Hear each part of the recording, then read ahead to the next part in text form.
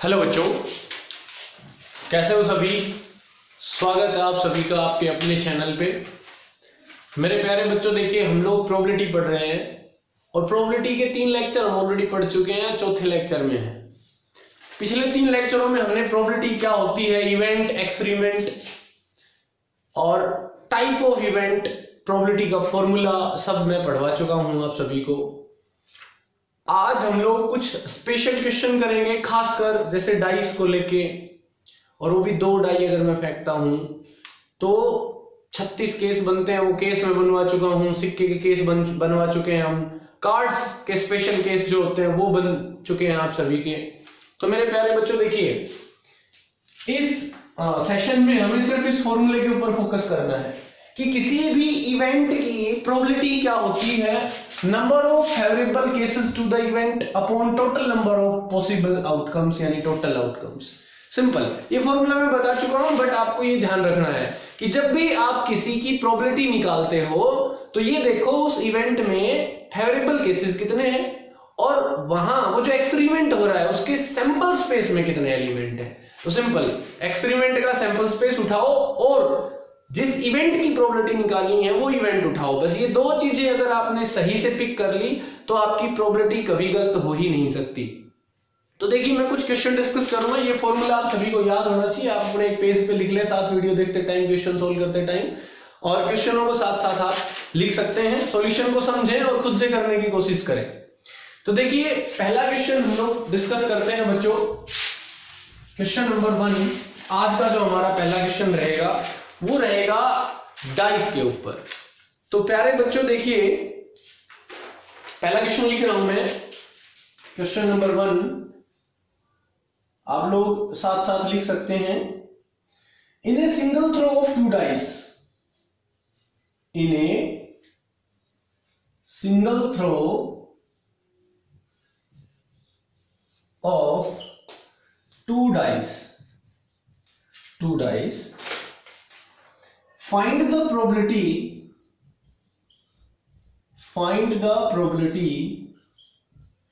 of getting first. देखिए first क्या है, a sum of 9। First part है, यहां लिख रहा हूं मैं, ए सम ऑफ 9। देखिए इसके 5 पार्ट करेंगे हम, मतलब 2 डाई को जब हम फेंकते हैं एक साथ तो क्या क्या क्वेश्चन पुटअप हो सकता है वो सारे करेंगे पॉसिबल। तो प्यारे बच्चों देखिए, सबसे पहले आप लोग सैंपल स्पेस बना लीजिए। एक क्वेश्चन में हम सैंपल स्पेस बनाएंगे, बाकियों में नहीं बनाएंगे भाई। 36 केस होते हैं, 2 डाई फेंकी जाती हैं, तो ये मैं ऑलरेडी बता चुका हूं, सैंपल स्पेस बनवा भी चुका हूं, लेकिन फिर भी इस क्वेश्चन में आज एक बार फिर से सैंपल स्पेस बनाते हैं। देखिए 2 डाइस अगर मैं फेंकता हूं तो total number of possible outcomes कितनी होंगी। तो देखिए बच्चों, सैंपल स्पेस क्या होगा हमारा, पहली डाई के ऊपर आ गया 1, पहली जो डाइस है उसके ऊपर आ गया 1, तो इसके साथ दूसरे नंबर पे, भाई सिंपल सी बात है, देखिए 2 डाई फेंक लो या एक डाई को 2 बार फेंक लो, तो पहली डाई पे आ गया 1, तो दूसरी डाई के ऊपर क्या क्या आ सकता है, 1 के साथ अगर 1 आ गया दूसरी पे तो एक केस बन जाएगा, और 1 के साथ अगर 2 आ गया तो दूसरा केस बन जाएगा, और पहली पे 1 ही है लेकिन अगर दूसरी पे 3 आ गया तो अलग केस बनेगा। ऐसे ही 1 के साथ दूसरी डाई के ऊपर 4 भी आ सकता है, 5 भी आ सकता है और 6 भी आ सकता है। ये देखिए सिमिलरली पहली डाई के ऊपर आ जाए 2, 1 की जगह क्या आ जाए 2, और दूसरी डाई के ऊपर बारी बारी से 2 के साथ 1, 2 के साथ 2, 2 के साथ 3, 2 के साथ 4, 2 के साथ 5 और 2 6। बोलो लिख सकते हैं कि नहीं, 6 केस ऊपर, 6 और 6 12। सिमिलरली पहली डाई के ऊपर अगर 3 आ जाए तो 3 के साथ 1, दूसरी डाई पे 1, दूसरी पे 2, दूसरी के ऊपर 3, दूसरी के ऊपर 4, दूसरी के ऊपर 5 और दूसरी के ऊपर 6 कैसे हो जाएंगे। सिमिलरली पहली पे 4 आ जाए तो 4 1 से लेके और 4 6 तक, 4 1 4 2 4 3 4 4 4 5 और 4 6। पहली पे 5 आ गया तो 5 1, 5 2 से लेके ऐसे ही 5 6। पहली के ऊपर 6 आ जाए बेटा, 6 1, 6 2 से लेके 6 6 तक। ये टोटल 36 केस बनेंगे। आप लोग वीडियो को पॉज करके ये सभी केसेस लिख सकते हो बेटा, और इनको नोटबुक में एक में लिख के और फिर आगे क्वेश्चन जब मैं सोल्व करूं तो उनका आप लोग यूज करें। देखिए मैं इनको साफ कर रहा हूं। आगे से देखिए, अगर मान लीजिए एग्जाम में ये क्वेश्चन आता है तो आप लोगों को ये केस लिख के दिखाने की जरूरत नहीं है, बस आपको इतना लिखना है कि total number of possible outcomes is equal to 36। मतलब डाई एक बार फेंकी तो 6 केस, 2 बार तो 6 की पावर 2, 3 बार तो 6 की पावर 3, 4 बार डाई फेंकी तो 6 की पावर 4। ये केसेस होते हैं, सिंपल सी बात है। आप लोगों के 2 डाई से ऊपर का क्वेश्चन नहीं आएगा। तो अगर हम 2 डाई फेंकते हैं तो हमारे पास total number of possible outcomes होती हैं 36, और आपको बस इतना ही लिखना है। तो प्यारे बच्चों देखिए, एक बार मैंने सैंपल स्पेस बना दिया, अब सारे पार्ट फटाफट हो जाएंगे। अब देखिए, अगर 2 डाई फेंकी जाती हैं तो टोटल नंबर ऑफ आउटकम्स कितनी हुई? टोटल आउटकम्स हो गई 36। ये टोटल आउटकम हो गई। अब मैं पहले पार्ट के ऊपर आता हूं। टोटल आउटकम हमने लिख दी है। पहला पार्ट देखिए क्या है। पहला पार्ट है ए सम ऑफ 9। किसकी प्रोबेबिलिटी चाहिए? ए सम ऑफ 9। भाई 2 डाई फेंकी मैंने, उन दोनों के ऊपर जो नंबर आया उनका जोड़ 9 होना चाहिए। बहुत सिंपल है। तो देखिए, आप फेवरेबल केसेस लिख लीजिए इस इवेंट के। इसको मैं ए इवेंट का नाम दे देता हूं, और इस ए इवेंट के मैं फेवरेबल केसेस लिख रहा हूं कि कब जोड़ 9 होगा 2 डाइस के ऊपर। देखिए, पहली डाई के ऊपर सबसे छोटा नंबर क्या आ सकता है? 1। अब दूसरी पे क्या आए कि जोड़ 9 हो, तो 1 के साथ 8 लेना चाहिए। लेकिन क्या कभी किसी डाई के ऊपर 8 आ सकता है? नहीं आ सकता। इसका मतलब जोड़ अगर 9 है 2 नंबरों का, तो सिंपल सी बात है, पहली डाई पे कम से कम कितना होना चाहिए? 3, और दूसरी पे कितना? 6। तो पहली पे कम से कम छोटे से छोटा पॉसिबल नंबर ले लीजिए, 3 होगा तो दूसरी पे 6 आए। इस केस में जोड़ कितना होगा? 9। पहली के ऊपर आ जाए 4, तो दूसरी पे कितना आ जाए? 5। तो पॉसिबिलिटी है, क्योंकि हम फेवरेबल केसेस ले रहे हैं कि जोड़ कब कब 9 हो सकता है। तो जो भी पॉसिबल आउटकम्स हैं वो लिख लीजिए आप, जोड़ 9 की। 9 जोड़ कब आएगा उसकी जो जो पॉसिबिलिटीज हैं वो सारी लिखनी होती है हमें। तो देखिए, पहली पे 3 तो 6, 4 तो 5, पहली के ऊपर 5 आ गया तो एक एक बढ़ाते जाओ इसको। 3 फिर 4 लिया, दूसरा अपने आप आ जाएगा। दूसरा नंबर क्या लेना चाहिए? पहली पे 5 लिया तो दूसरी पे क्या होना चाहिए? 4। पहली पे 6 लिया तो दूसरी के ऊपर कितना होना चाहिए? 3। देखिए, 1 2 3 और 4। इन 4 आउटकम्स के अलावा कोई और आउटकम नहीं है इन 36 में से जहां जोड़ कितना आए? 9। तो अगर मैं 2 डाई फेंकता हूं तो जोड़ 9 आएगा। उसके फेवरेबल केसेस कितने हो गए? 4। 1 2 3 4। सिंपल। तो इसकी प्रोबेबिलिटी क्या हुई? इसने कहा what is the probability that the sum on the 2 numbers, sum on the 2 dice is equal to 9। तो देखिए, प्रोबेबिलिटी ऑफ इवेंट ए क्या होगी? 1 2 3 4, 4 फेवरेबल केसेस और टोटल केसेस हो गए 36। तो प्रोबेबिलिटी कितनी आ गई? कैंसिल करो, 4 9 जा 1/9। इस इवेंट की प्रोबेबिलिटी कितनी है? 1/9। तो देखिए, दूसरा इवेंट और करते हैं। टोटल केस 36 से रहने दीजिए। अब इसमें दूसरे इवेंट में क्या पूछ लिया? दूसरा इवेंट क्या है? देखिए, दूसरा पार्ट करते हैं। दूसरे पार्ट में क्या पूछा इसने? 12 एज प्रोडक्ट। 12 एज प्रोडक्ट कि जो 2 नंबर आते हैं, भाई 2 डाई फेंक रहे हो तो एक नंबर पहली डाई के ऊपर आएगा, एक दूसरी पे आएगा। उन दोनों का जो प्रोडक्ट है वो कितना होना चाहिए? वो 12 होना चाहिए। देखिए, बहुत सिंपल है। इसको मैं ए इवेंट, बी इवेंट, सी इवेंट, जो आपको अच्छा लगे वो नाम दे दीजिए कैपिटल लेटर से। और देखिए, प्रोडक्ट 12 आना चाहिए। तो पहली डाई के ऊपर मैं सबसे छोटा पॉसिबल नंबर लेता हूं, कोशिश करता हूं कि सबसे छोटा पॉसिबल नंबर लिया जाए। 1 लिया मैंने, तो अगर मैंने पहली पे 1 ले लिया तो प्रोडक्ट 12 के लिए जैसे मैंने 1 लिया तो यहां 12 लेना चाहिए मेरे को, तब प्रोडक्ट कितना आएगा 12 यानी 12। लेकिन 12 तो पॉसिबल ही नहीं है इस डाई के ऊपर, इसका मतलब पहली पे मैं 1 नहीं ले सकता। तो पहली पे कितना लूंगा 2 लूंगा भाई, फिर 1 से आगे बढ़ा मैं 2 लिया, फिर देखता हूं पॉसिबिलिटी है कि नहीं। पहली पे अगर मैंने 2 ले लिया तो दूसरी पे कितना ले लूं 6 लेते ही प्रोडक्ट कितना हो जाएगा 12।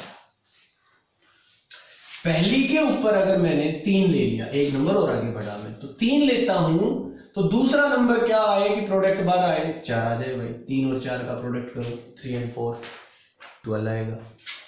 पहली के ऊपर अगर मैं 4 ले लेता हूं तो दूसरी पे 3 आएगा। पहली पे मैंने लिया 5 तो 5 के साथ दूसरा कोई भी नंबर ले लो आप, प्रोडक्ट कभी 12 हो ही नहीं सकता। इसका मतलब ये पॉसिबिलिटी नहीं है हमारी, ये हमारी फेवरेबल आउटकम्स में नहीं आएगा। तो पहली के ऊपर क्या लेना पड़ेगा, 5 पॉसिबल नहीं है तो फिर क्या लूंगा मैं 6, और 6 लेता हूं तो दूसरी के ऊपर कितना आएगा 2। देखिए इससे ज्यादा कोई पॉसिबिलिटी नहीं है कि प्रोडक्ट कितना आए 12। तो हमारी जो 2 डाइस हैं उनको हम फेंकते हैं तो 36 आउटकम होती है, उनमें से 4 ऐसी आउटकम है जिनके ऊपर प्रोडक्ट कितना रहेगा 12। उन दोनों आउटकम्स का आपस में प्रोडक्ट देखूं तो रहेगा 12। तो इसकी भी प्रोबेबिलिटी क्या होगी, इस इवेंट बी की प्रोबेबिलिटी भी कितनी होगी, फेवरेबल केसेस 4 और टोटल कितने 36, दैट इज 1/9 रहेगी। अब इसका थर्ड पार्ट करते हैं। देखिए थर्ड पार्ट, देखिए थर्ड पार्ट क्या है, थर्ड पार्ट है in number greater than 3 on each die. जो भी दोनों डाइस है हमारे पास उन हर एक पे नंबर 3 से बड़ा आना चाहिए, सिंपल सी बात है। इन नंबर, थर्ड पार्ट है इन नंबर ग्रेटर देन 3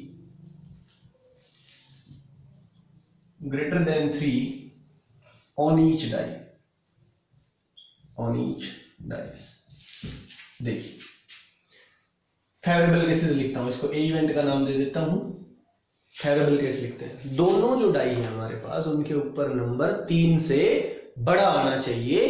तो पहली के ऊपर हमने ले लिया भाई 4, 3 से बड़ा नंबर ले लिया हमने।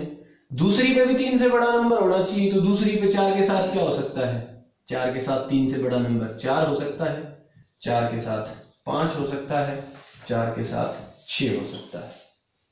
पहली के ऊपर हमने 5 ले लिया तो 5 के साथ दूसरी पे 4 हो सकता है, 5 के साथ 5 हो सकता है, 5 के साथ 6 हो सकता है। पहली पे हमने ले लिया 6 तो 6 के साथ क्या हो सकता है 4, क्योंकि दोनों पे नंबर 3 से बड़ा होना चाहिए। 6 के साथ 5 हो सकता है और 6 के साथ 6 हो सकता है, इसके अलावा कोई पॉसिबल आउटकम नहीं है। तो इस इवेंट के फेवरेबल केसेस हुए हमारे पास 1 2 3 4 5 6 7 8 9 हो गए हमारे पास फेवरेबल केसेस।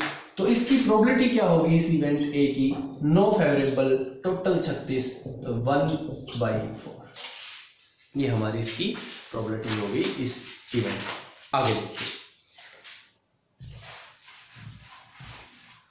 क्वेश्चन नंबर 4, या मैं कहूं पार्ट नंबर 4। देखिए इसी का फोर्थ पार्ट क्या रहेगा बच्चों, फोर्थ पार्ट है the sum of numbers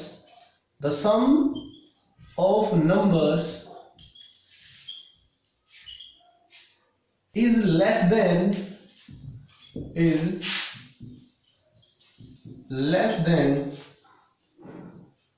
equal to or equal to 12. The sum is less than or equal to 12. देखिए बच्चों, अगर जोड़ 12 या उससे कम की प्रोबेबिलिटी पूछ रहा है तो आप एक बात के ऊपर ध्यान दें कि जब भी मैं 2 डाई फेंकूंगा तो मिनिमम से मिनिमम जोड़ कितना होगा, ये देखिए मिनिमम से मिनिमम जोड़ कितना होगा जब दोनों डाइयों पे सबसे छोटा नंबर आएगा, दोनों डाइस के ऊपर सबसे छोटा नंबर आएगा 1 1। तो जब भी 2 डाइस फेंकी जाती हैं तो कम से कम जोड़ कितना होगा 2, कम से कम जोड़ होगा 2, और ज्यादा से ज्यादा कितना होगा जब दोनों डाइस के ऊपर मैक्सिमम डिजिट आए, यानी कि 6 दोनों के ऊपर, तो मैक्सिमम जोड़ कितना होगा 12। तो सिंपल सी बात यह है कि जब भी मैं दो डाई फेंकूंगा तो जोड़ 12 या उससे छोटा ही आएगा हमेशा। इसने पूछा क्या प्रोबेबिलिटी है कि दो नंबर जो आए हैं उन दो डाइस के ऊपर उनका जोड़ 12 या उससे छोटा हो, इट इज लेस देन और इक्वल टू 12। तो ये श्योर इवेंट है और इसकी प्रोबेबिलिटी 1 होती है, 100% होगा ये। जब भी मैं दो डाई फेंकूंगा तो जोड़ 12 या उससे कम ही आएगा, तो ये श्योर इवेंट है और इसकी प्रोबेबिलिटी कितनी होती है 1। तो इसकी प्रोबेबिलिटी 1 रहेगी, 100% इवेंट, इसकी प्रोबेबिलिटी 1 है हमारे पास। एक पार्ट और देखिए,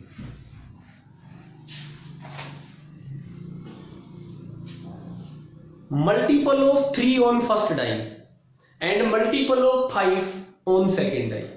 आप लिख लीजिए, मैं बोल रहा हूं multiple of 3 on first die and multiple of 5 on second die. मतलब पहली डाई पे 3 का मल्टीपल, 3 का मल्टीपल मतलब 3 और 6। दूसरी के ऊपर 5 का मल्टीपल, 5 का मल्टीपल, अब डाई के ऊपर तो 1 से 6 तक कोई नंबर आ सकता है, उसमें 5 का मल्टीपल एक ही है, कौन? खुद 5। तो प्यारे बच्चों यहां फेवरेबल केसेस होंगे कितना? पहली पे 3 का मल्टीपल, दूसरी पे 5 का, तो 3 5, पहली पे 3 का मल्टीपल यानी कि 6 और दूसरी पे 5 का मल्टीपल यानी कि 5। तो फेवरेबल केस कितने होंगे? 2। टोटल कितने होते हैं? 36। तो इसकी प्रोबेबिलिटी होगी 2/36, दैट इज 1/18। तो प्यारे बच्चों ये था अगर हम दो डाई फेंकते हैं तो दो डाई जब हम फेंकते हैं तो उसके ऊपर 5-6 टाइप से जो क्वेश्चन बन सकता है वो मैंने बनाया। उसके बाद लगभग ऐसे क्वेश्चन बनते हैं, आप आसानी से कर सकते हैं। अब देखिए आगे क्वेश्चन और बताता हूं आपको, इंपॉर्टेंट क्वेश्चन है। 100 tickets of A lottery were sold, 100 नहीं बेटा 1000 करते हैं इसको, 1000 tickets of A lottery were sold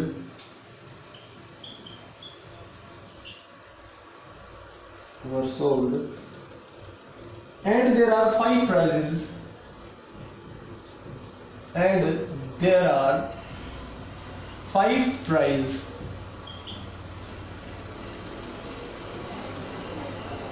on these tickets,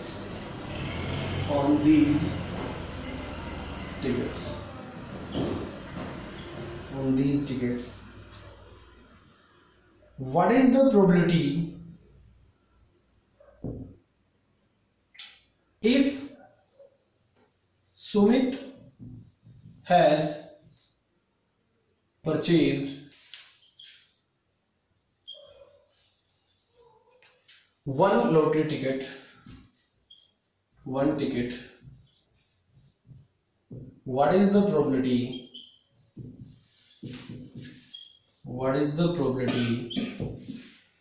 of winning the prize?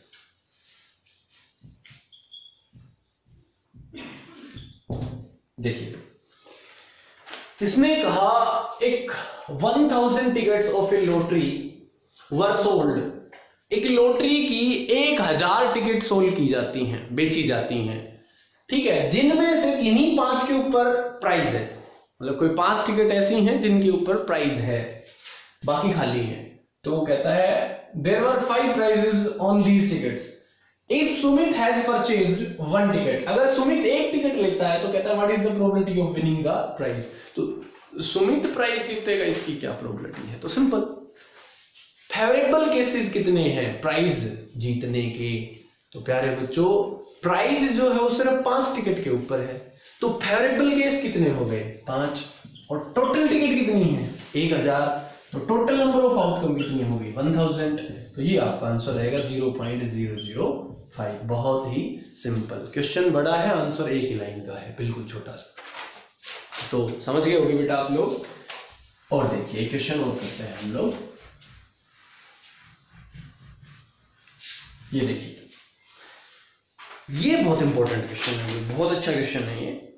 What is the probability that A number selected at random, हम question number 3 की बात कर रहे हैं, आज का हमारा क्वेश्चन नंबर 3 रहेगा ये। what is the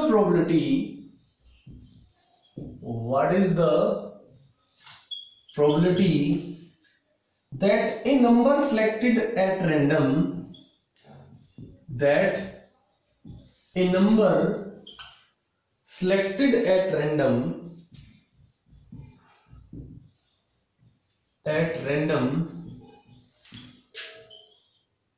from 3, 5, 5, 7, 7, 7, 9, 9, 9, 9 will be their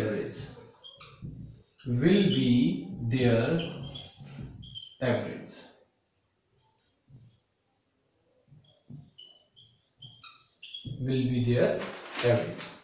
देखिए प्यारे बच्चों, ये बहुत बड़े क्वेश्चन है, इसको थोड़ा समझो, बस समझने की बात है, बाकी कोई दिक्कत नहीं है।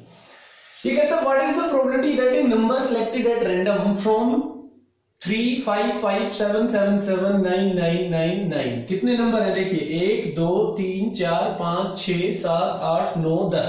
ये 10 नंबर है, जिनमें से 4 बार तो 9 है, 3 बार 7 है, 2 बार 5 है और 1 बार 3 है। इनमें से अगर मैं कोई एक नंबर उठाऊं तो क्या प्रोबेबिलिटी है कि वो इन नंबरों की एवरेज हो।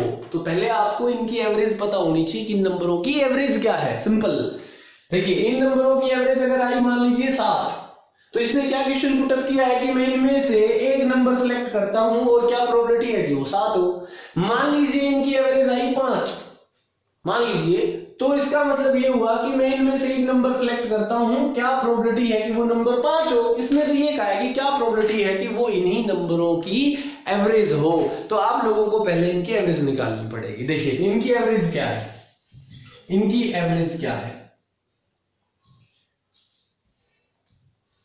इनकी एवरेज देखिए क्या होगी। एवरेज सिंपल होती है sum of the data upon total data.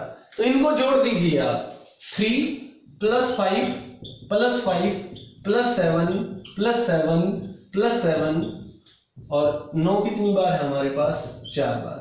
इनको जोड़ दीजिए और डिवाइड कर दीजिए, किससे डिवाइड कर दीजिए आप, टोटल नंबर ऑफ डाटा कितने हैं हमारे पास, 10 और इसका जोड़ कीजिए। देखिए ये हो गया 10 और 10 20, 20 और ये हो गया 36। चलिए ऐसे जोड़ते हैं, 3, 5 और 5 10, 7 3 21 और 9 चौके 36 अपॉन 10। इसको जोड़िए, देखिए 36, 30 और 20 50, 60, 70 अपॉन 10, ये कैंसिल हो गए 7। तो इनकी जो एवरेज आई वो कितनी आई, 7। तो इसने क्वेश्चन क्या पुटअप किया था, देखिए क्वेश्चन ये पुटअप किया था कि ये नंबर है, इनमें से कोई एक नंबर सिलेक्ट किया जाता है, क्या प्रोबेबिलिटी है कि वो नंबर इन सभी की एवरेज होगा। तो इनकी तो एवरेज 7 है, इसका मतलब इसने क्या क्वेश्चन पुटअप कर दिया कि क्या प्रोबेबिलिटी है कि वो नंबर 7 होगा। तो मेरे प्यारे बच्चों बहुत ही सिंपल, अब बताइए, अब इनकी एवरेज पता लगी भाई 7, तो क्या प्रोबेबिलिटी है इस इवेंट की, यानी कि 7 आने की क्या प्रोबेबिलिटी है। टोटल 10 नंबर हैं, जिनमें से 7 कितनी बार है, 3 बार। तो फेवरेबल केस कितने हो गए हमारे पास, 3, और total number of possible outcome कितनी है, 10 नंबर है ना, उनमें से कोई भी नंबर आ सकता है। तो 7 आने की प्रोबेबिलिटी कितनी होगी, 3/10। एक टाइप को डिस्कस करते हैं ऐसे ही, और ये भी बहुत इंपॉर्टेंट टाइप है। देखिए ये भी बहुत इंपॉर्टेंट टाइप है, और टाइप है, क्वेश्चन देखिए, इन ए नॉन लीप ईयर। दो चीजें डिस्कस करेंगे, एक लीप ईयर की और एक नॉन लीप ईयर की। आज हमारे लास्ट ये 2 टॉपिक रहेंगे, लीप ईयर और नॉन लीप ईयर। देखिए इन ए, क्वेश्चन नंबर 4 है ये आज का हमारा, in a non leap year,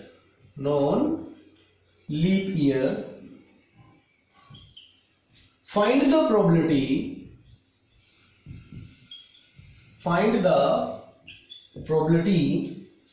of getting 53 Mondays। बहुत बड़ा क्वेश्चन है, आसान भी बहुत है भाई। नॉन लीप ईयर में 53 मंडे आने की क्या प्रोबेबिलिटी है कि 53 मंडे होंगे किसी भी नॉन लीप ईयर में। तो सबसे पहले तो आप लोगों को यह पता होना चाहिए कि एक नॉन लीप ईयर में दिन कितने होते हैं। एक नॉन लीप ईयर में बच्चों 365 दिन होते हैं हमारे पास। देखिए सबसे पहले एक नॉन लीप ईयर में हुए हमारे पास 365 दिन, ठीक है।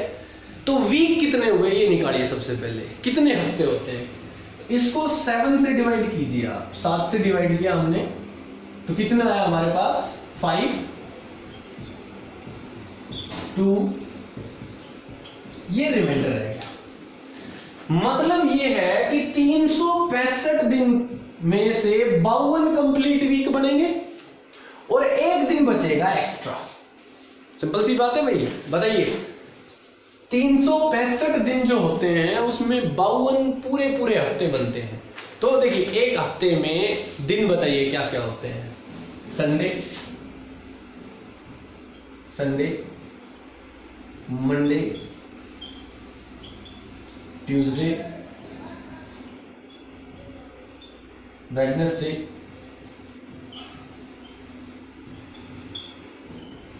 थर्सडे, फ्राइडे और सैटरडे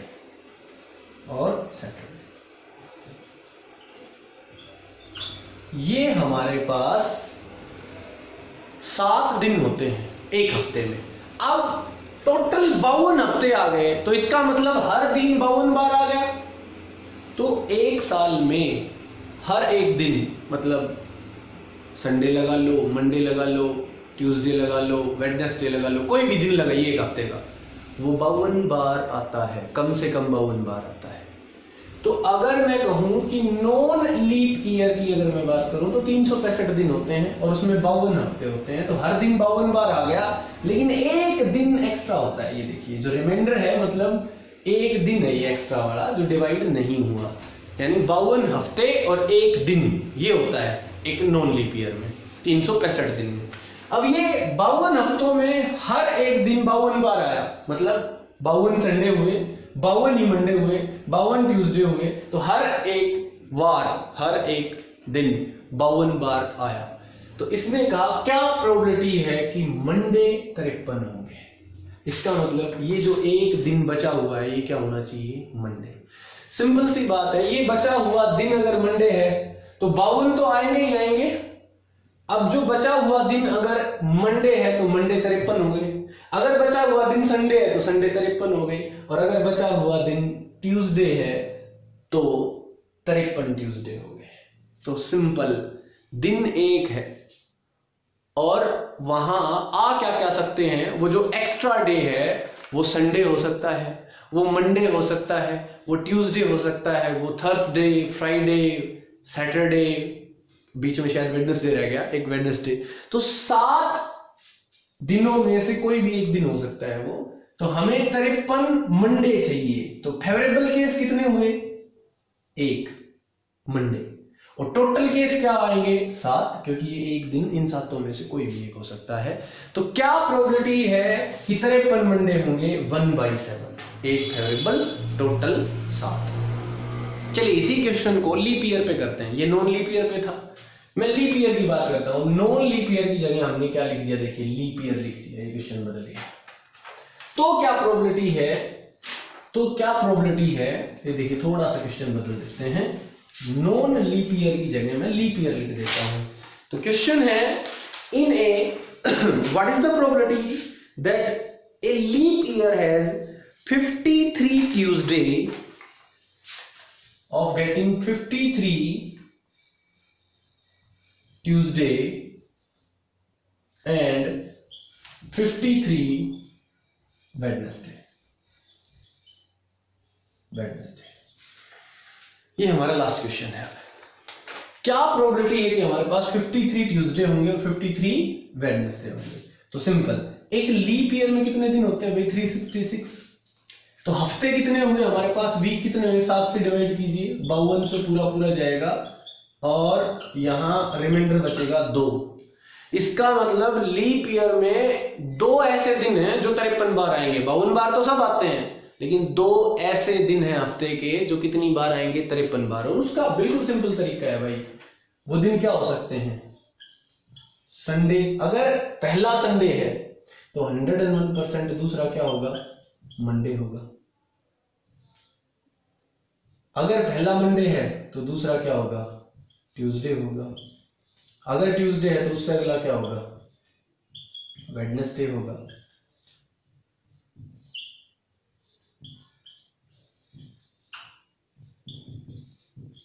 ये देखिए, ये दिन हो गए हमारे, ये 7 दिन है, इनमें से कोई 2 दिन आएंगे। सिंपल तरीका, इनमें से कोई 2 दिन आएंगे। अब मैं बात करता हूं, अगर 52 बार हर एक दिन आ चुका है, हर एक बार हफ्ते का कोई भी दिन 52 बार रिपीट हो चुका है, 52 बार रिपीट होने के बाद लीप ईयर में 2 दिन एक्स्ट्रा बचते हैं। अब ऐसा कभी नहीं हो सकता कि वो 2 ऐसे हो, संडे और वेडनेसडे, नहीं, कंटिन्यू कंसेक्यूटिव डेज होंगे वो, ऐसा कभी भी पॉसिबल नहीं है भाई। एक तो है हमारे पास संडे, फिर 2 दिन छोड़ के एक वेडनेसडे, ऐसा नहीं हो सकता। देखिए किस फ्लो में होंगे वो दिन, कैसे होंगे। अगर पहला संडे है तो दूसरा क्या होगा, मंडे, यानी संडे और मंडे एक तरीका है ना, एक चांस ये है कि पहला संडे और दूसरा मंडे, ये संडे और मंडे 53 बार आ जाए। या फिर अगर पहला मंडे है तो दूसरा क्या होगा, ट्यूसडे। मंडे और ट्यूसडे हो सकते हैं वो, ट्यूसडे और वेडनेसडे, वेडनेसडे और थर्सडे हो सकते हैं, थर्सडे और फ्राइडे, फ्राइडे और सैटरडे, सैटरडे और संडे भी हो सकते हैं। तो टोटल कितनी पॉसिबल आउटकम है, देखिए टोटल दिन तो है 7, ठीक है ना। तो टोटल आउटकम कितनी होंगी पॉसिबल, संडे मंडे यानी कि 1, मंडे ट्यूसडे 2 हो गई, ये देखिए 3 4 5 6 और सैटरडे संडे 7। टोटल आउटकम हो गई 7।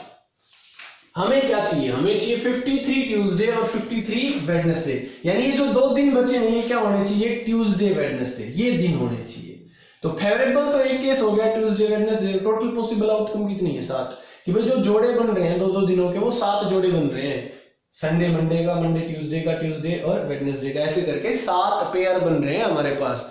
तो टोटल पेयर तो है 7 और हमारा फेवरेबल पेयर एक ही है कि वो जो 2 दिन बचे हैं वो क्या होने चाहिए, ट्यूसडे और वेडनेसडे। तो फेवरेबल 1, टोटल 7, इसकी भी प्रोबेबिलिटी कितनी होगी, 1/7। तो बेटा आशा करता हूं आप सभी को बहुत अच्छे से समझ में आया होगा। मैंने कुछ स्पेशल क्वेश्चन उठाए हैं, एक और लेक्चर आएगा और उसमें भी कुछ और क्वेश्चन लेके आऊंगा मैं प्रोबेबिलिटी के अच्छे।